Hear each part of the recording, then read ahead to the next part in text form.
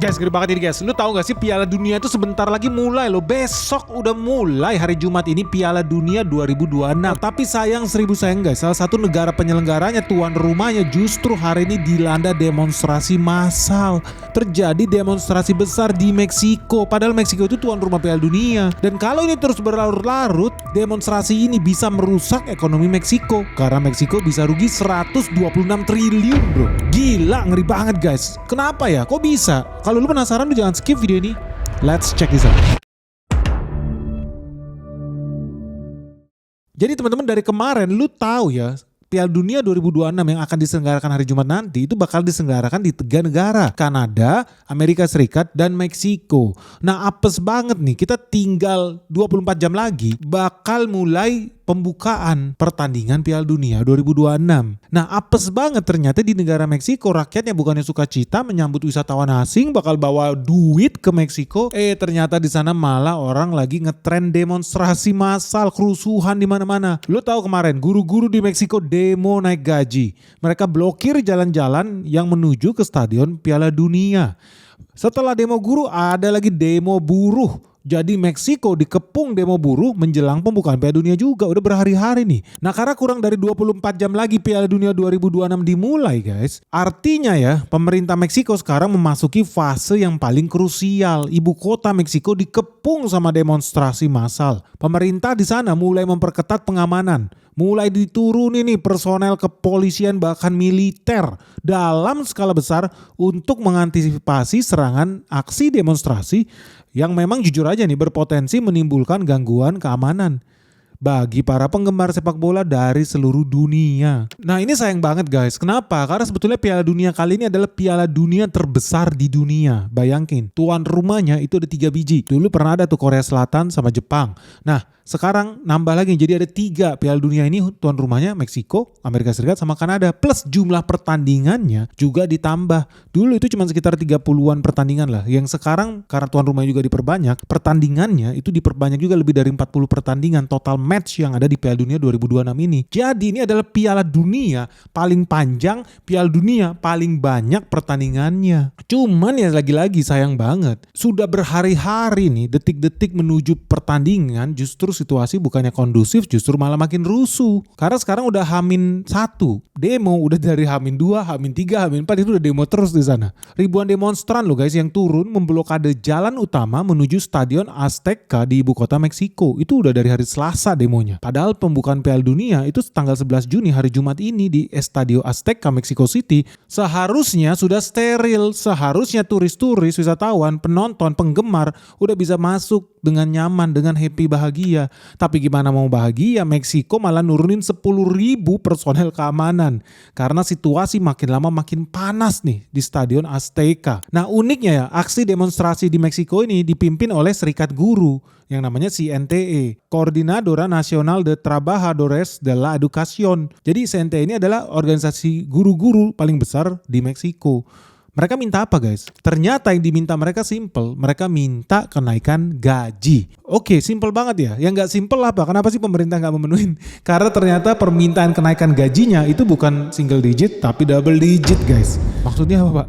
Pemerintah itu sebetulnya udah setuju naikin gaji-gaji guru di Meksiko. Karena tahun ini aja gaji mereka itu udah dinaikin 10% sama pemerintahan Meksiko. Tapi guru di sana nggak puas, masa cuma naik 10%? Mereka maunya naik 100% bro. Makanya mereka memanfaatkan momen ini mumpung ada orang dari seluruh dunia, wartawan dari seluruh dunia, sekalian aja bikin kerusuhan. Seru nih, ternyata kalau di Indonesia yang hobi demo buruh, kalau di Meksiko hobi demo itu guru, dan kenaikan gajinya luar biasa, 2 kali lipat, naik lebih tinggi dibanding yang seharusnya. Padahal pemerintah di sana udah baik lu naik 10%. Hebat ya guru-guru di Meksiko nih. Nah, lebih hebat lagi ya, CNTE ini organisasi guru di sana bahkan udah mengancam bakal memperluas aksi demonya. Bukan cuma di kota Meksiko, bakal mereka demo di semua kota-kota lain, di stadion-stadion lain yang ada di Meksiko guys. Dan lebih gawat lagi ya, mulai banyak bermunculan organisasi-organisasi yang terinspirasi dari CNTE. Contohnya nih, yang mau ikutan join demo gara-gara aksi protes guru itu adalah kelompok hakim. Jadi pensiunan-pensiunan hakim yang ada di Meksiko itu sekarang udah pada bersepakat bakal ikut turun ke jalan. Demo juga guys. Mereka semua memanfaatkan momen Piala Dunia ini nih. Dan karena demo ini berlangsung bukan cuma 1-2 kali ya, tapi sudah berhari-hari kota Mexico City itu dikepung. Lu tahu, ternyata kerusakan ekonominya itu sangat-sangat besar. Demonstrasi massal ini itu sudah menghantam lebih dari 4.000 bisnis-bisnis pengusaha UKM yang ada di pusat Mexico City. Dan kalau dihitung total kerugiannya itu lebih dari 400 juta peso atau setara 350 miliar rupiah guys. Jadi para pengusaha di sana itu udah bilang para pengunjung yang datang ke toko mereka itu berkurang. Penjualan mereka anjlok parah. Logistik banyak yang gagal melakukan pengiriman. Dan apes lagi ya buat karyawan-karyawannya, toko-toko di sana itu banyak karyawan mereka yang nggak bisa datang masuk kantor, pergi kerja. Nah ujung-ujungnya para pengusaha di sana udah give up guys. Mereka bahkan sampai bilang kalau kondisi ini terus menerus berlanjut, ketika terjadi Piala Dunia mereka bukannya tambah cuan, tapi yang akan mereka lakukan adalah PHK massal. Ya gimana nggak PHK ya, tokonya aja nggak bisa buka. Gimana bisa buka toko, karyawannya aja nggak bisa masuk karena jalan-jalan dikepung, ditutup, dan truk harus bawa supply chain, barang-barang kebutuhan, bahan baku juga nggak bisa masuk. Jadi karyawan nggak bisa masuk, truk nggak bisa masuk, buat apalagi masih buka bisnis. Ujung-ujungnya apa? Lu tahu, PHK massal. Nah, tapi sebetulnya guys ya, aksi-aksi demonstrasi di acara Piala Dunia, detik-detik menuju Piala Dunia itu bukan hal yang umum loh. Karena itu sudah biasa terjadi. Jadi ini bukan hal yang aneh sebenarnya guys. Kenapa? Karena pada Piala Dunia tahun 2014 di Brazil kemarin, ya jujur aja di sana juga terjadi demo besar seperti ini. Jadi alasan utama kenapa terjadi demonstrasi di Sao Paulo, Brazil guys, itu gara-gara rakyat di Brazil itu marah. Soalnya pas terjadi Piala Dunia, ternyata tarif angkutan umum di sana naik tinggi. Dan demonstrasi orang-orang yang marah gara-gara tarif angkot naik tinggi ini ujung-ujungnya jadi melebar kemana-mana karena akhirnya masuk lagi gerombolan demonstran baru, gerombolan buruh, gerombolan suster dan dokter. Mereka minta apa? Minta pelayanan kesehatan diperbaiki. Mereka minta apa? Kualitas pendidikan di Brazil diperbaiki. Mereka minta apa lagi? Kualitas pelayanan publik yang jelek di sana harusnya manajemennya dibikin lebih bagus lagi. Dan akhirnya melebar lagi kemana-mana sampai mereka ujung-ujungnya demonstrasi menolak korupsi. Jadi mereka ujung-ujungnya tadinya demo minta turunin harga tiket angkot, jadi demo anti korupsi nih. Jadi dari situ lihat ya, yang namanya demonstrasi itu bisa bereskalasi guys. Mereka kayak manusia, berevolusi juga. Tadinya dari ikan tiba-tiba jadi Homo sapiens. Nah, demonstrasi itu juga begitu. Tadinya cuma demonstrasi gara-gara tarif angkutan umum naik loh. Ujung-ujungnya malah jadi demonstrasi anti korupsi, demonstrasi suster, demonstrasi dokter, demonstrasi buruh, demonstrasi guru. Itulah yang terjadi di Brazil. Di tahun 2010 GDP mereka memang bisa tumbuh 7,5%. Tetapi kemudian di tahun 2013, ini detik-detik menuju Piala Dunia, ekonomi mereka slowing down. GDP mereka cuma tumbuh 2,3%. Bahkan diperkirakan bisa nyungsep lagi ke 1,7%. Kenapa bisa? Ya gara-gara Piala Dunia mereka harus mengeluarkan government spending yang luar biasa besar, bangun infrastruktur di mana-mana, butuh utang lagi. Akibatnya current account deficit mereka pada saat itu berada di tingkat tertinggi dalam 10 tahun terakhir dan inflasi di Brazil pada saat itu naik sampai tembus 6,4%. Dan ini bahaya banget karena tingkat kesenjangan ekonomi di Brazil itu sangat ekstrim. Meskipun GDP Brazil ya itu salah satu yang paling besar, nomor 7 di dunia, tapi ternyata kalau kita hitung per kapita GDP dia malah yang paling rendah di dunia. Mereka peringkat 63 lah. Jadi ujung-ujungnya ketika Piala Dunia datang di Sao Paulo, Brazil, ya rakyat malah merasa itu adalah tekanan ekonomi baru. Mereka merasa itu tidak akan membawa nilai ekonomi buat Brazil. Mereka merasa justru itu ajang bagi-bagi duit, pesta korupsi bagi para pejabat di ajang Piala Dunia. Dan yang namanya demonstrasi itu kalau nggak bisa ditanganin dengan baik guys, itu ujung-ujungnya bisa jadi makin parah. Contoh kayak yang di Brazil ya. Buat teman-teman yang belum tahu, waktu terjadi demo di Brazil itu orang banyak ternyata enggak. Ujung-ujungnya demo yang terjadi di Brazil makin lama. Guys, ngeri banget ini guys. Perang di Timur Tengah tambah panas dan ujung-ujungnya harga minyak dunia pasti tambah naik. Artinya nih bakal makin banyak loh perusahaan-perusahaan di Indonesia yang tambah rugi, tambah nyungsep. Termasuk juga saham-saham yang ada di IHSG guys. So terus gimana nih caranya supaya lu gak tambah rugi, lu gak tambah miskin, lu gak tambah nyungsep lebih dalam lagi guys? Sebetulnya caranya gampang guys, karena ada di Sekolah Saham Benix season 10 yang resmi dibuka lagi nih. Nah di sini seru banget guys, karena kali ini lu bakal belajar ya cara menghindari saham-saham yang pasti pasti tambah nyungsep, yang pasti tambah rugi. Dan bukan cuma itu, lu juga bakal belajar cara menemukan nih saham-saham yang bakal diuntungkan justru ketika dunia tambah panas. So buat teman-teman nih, buat kamu-kamu yang masih pemula, masih newbie, masih beginner di dunia saham, dan lu pengen belajar gimana sih cara investasi yang benar dari nol. Nah inilah momen yang paling tepat, ini saat yang paling pas guys. Kenapa? Karena bentar lagi market crash sudah ada di depan mata guys. Kita menuju detik-detik yang menegangkan. Apalagi ya suku bunga di Amerika Serikat bakal makin naik tinggi loh. So kamu pengen tahu nggak sih? Kamu pengen bisa ngerti nggak sih perusahaan mana yang layak buat diinvestasikan, mana yang tidak layak sama sekali. Nah lu gak usah khawatir karena semuanya bakal kita bahas tuntas di Sekolah Saham Benix season 10 ini. Karena cuma di sini ya kita bakal belajar bareng cara membaca laporan keuangan, ekonomi makro, sektor-sektor unggulan yang ada di IHSG, sampai perusahaan-perusahaan yang bisa jadi penggerak bursa efek Indonesia guys. Apalagi di sini juga ada sesi Ask Me Anything ya. Sesi di mana lu bisa bebas tanya apa aja ke Benix langsung soal dunia saham dan investasi. So tunggu apa lagi nih? Yuk segera daftarin dirimu sekarang juga. Hubungin WhatsApp admin kita Michelle di 0811 868 959. Atau lu bisa kunjungin website kita juga di www.sekolahsahambenix.com. Oke guys, sampai ketemu ya. Salam sehat, salam cuan. Ternyata enggak, ujung-ujungnya demo yang terjadi di Brazil makin lama makin berevolusi. Tadinya demo jadi demo besar ujung-ujungnya jadi kerusuhan massal guys. Dan ini kerusuhan massal terjadi tuh cuma beberapa jam sebelum detik-detik pembukaan Piala Dunia 2014. Terjadi kerusuhan, bukan terjadi senang-senang, terjadi kerusuhan. Nah hal yang terjadi di Brazil itu guys sebetulnya adalah sebuah fenomena yang umum, udah sering terjadi, namanya mega project paradox. Ini banyak menjerat negara-negara berkembang yang isinya pemimpin-pemimpin korup, hobinya bikin gedung-gedung infrastruktur yang super mahal, super fancy. Nah, mega project paradox itu adalah fenomena kontradiktif, di mana proyek infrastruktur atau pembangunan berskala besar, berskala masif, mega proyek justru gagal mencapai tujuan ekonomi utamanya. Malah seringkali menimbulkan masalah baru seperti masalah lingkungan, masalah sosial, masalah utang. Pokoknya mendatangkan masalah bagi masyarakat setempat yang seharusnya diuntungkan. Nah, Piala masyarakat yang justru mempertanyakan apakah manfaat tersebut benar-benar mereka rasakan. Tapi pertanyaannya guys, apa betul yang namanya Piala Dunia itu tidak mendatangkan cuan, tidak mendatangkan wisatawan, tidak meningkatkan nilai ekonomi suatu negara? Itu sebetulnya bisa diperdebatkan.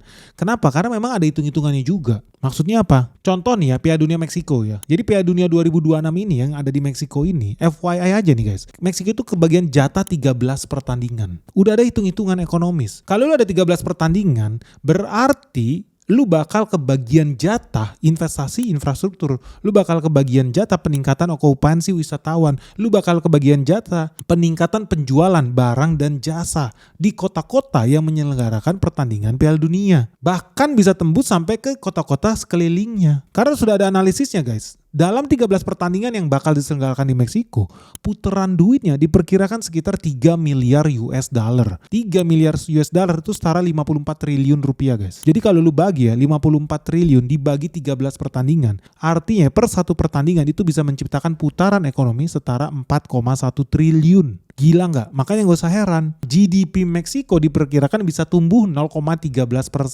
gara-gara Piala Dunia ini loh. Dan 13 pertandingan ini juga diperkirakan bisa menciptakan lebih dari 100.000 lapangan kerja. Walaupun lapangan kerja sifatnya sementara lah buat tour guide, supir truk, keamanan, tukang masak, dan aktivitas lain terkait dengan penyelenggaraan pertandingan.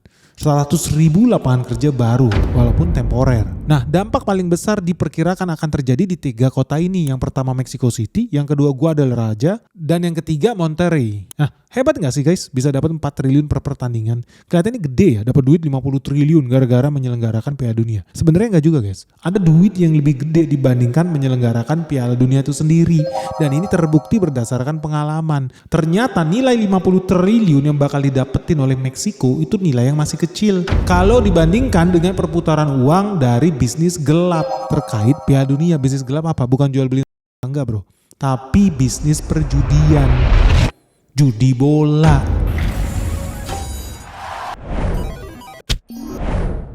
Lu tahu gak sih, berdasarkan data ya, waktu Piala Dunia yang terakhir, Piala Dunia 2018, putaran duit dari judi bola di Piala Dunia 2018 itu dihitung sekitar 160 miliar dolar. Rupiahnya sekitar 2.800 triliun guys. Gue ulangin, putaran ekonomi dari judi bola di Piala Dunia 2018 itu 2.800 triliun. Gila gak? Jauh lebih gede dibanding duit yang bakal diterima Meksiko nih 50 triliun. Kecil.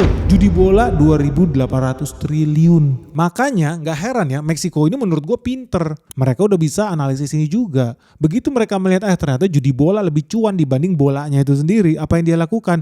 Mereka langsung melakukan inovasi di bisnis judi.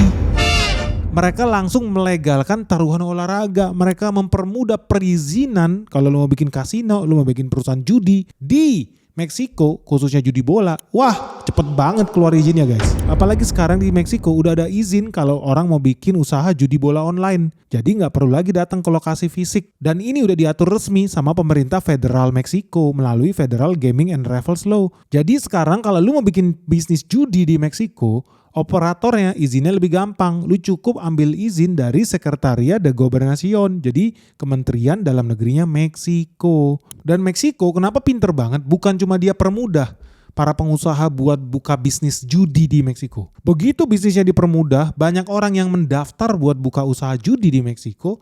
Macam-macam loh, ada judi bola lah, ada judi olahraga lah, judi blackjack, judi biliar, judi kuda, balap mobil, balap anjing sekalian pun ada di situ guys. Jadi bukan cuman izin-izin biasa kayak orang tempat main poker lah, atau bingo, atau mesin pinball, atau mesin slot, ya itu normal lah. Yang belum ada mungkin di Meksiko lomba lari ya khusus buat anjing-anjing peliharaan George Soros. Nah itu belum mereka bikin. Tapi kenapa memang Meksiko ini brilian guys? Karena begitu mereka bikin izin itu dibuka, banyak orang-orang datang bikin perusahaan judi di sana. Lapangan kerja meningkat pesat. Yang dilakukan pemerintah Meksiko selanjutnya adalah mereka naikin tarif pajaknya. Jadi tarif pajak judi di Meksiko per 1 Januari 2026 ini guys. Detik-detik menjelang Piala Dunia, apa yang terjadi? Tarif pajak judi naik dari 30% menjadi 50%. Gila, tambah cuan ini Meksiko. Karena kalau lu hitung, di Piala Dunia kali ini, perputaran duit dari judi di Piala Dunia Meksiko 2026 itu diperkirakan katakan sama ya 2.880 triliun. Nah sekarang Meksiko bisa dapat kue sampai sekitar 5%-nya dari sana. 5% dari 2.880 triliun itu setara 144 triliun guys. 144 triliun itulah kue penghasilan dari bisnis judi yang ada di Meksiko. Ini belum ngomongin judi anjing sama judi bowling dan lain sebagainya. 144 triliun. Kalau 50% aja masuk ke kas pemerintah Meksiko, artinya pemerintah Meksiko bakal terima duit sekitar 72 triliun. Artinya lebih gede duit pemerintah Meksiko dapat dari judi 72 triliun dibandingkan dari pertandingan bolanya yang cuma 50 triliun guys. Gila gak? Brilian gak sih menurut tuh si Meksiko ini? Dia bisa lihat peluang bisnis dari banyaknya wisatawan yang bakal datang ke sana bukan cuma buat nonton bola, tapi buat judi bola juga. Nah dari sini teman-teman udah bisa lihat ya bahwa ternyata lu gak bisa serta-merta ngelihat bisnis pariwisata itu cuma dari jualan tiket, jualan minuman, jual kamar hotel. Enggak, tapi ada juga satu sisi menarik, sisi gelapnya, yaitu sisi judinya itu. Dan pinternya orang Meksiko, mereka tahu, ini saatnya mendownload duit dari warga negara asing, dari turis, bukan dari rakyatnya sendiri, enggak. Makanya dari sini lu harus bertanya-tanya kalau ada orang yang mau membangun bisnis kasino di Indonesia, sebaiknya lu dukung atau tidak. Karena bisa jadi itu mendatangkan ya cuan bagi ya perekonomian yang ada di Indonesia. Dibanding duitnya pergi ke Genting, dibanding duitnya pergi ke Malaysia. Aneh, kenapa nggak duitnya dibikin di dalam negeri aja? Tapi jangan kan itu ya. Hari-hari ini aja kalangan menengah bawah hobinya memperkaya bandar-bandar judi di Kamboja guys. Yang orang menengah atas hobinya memperkaya bandar judi yang ada di Singapura dan Malaysia.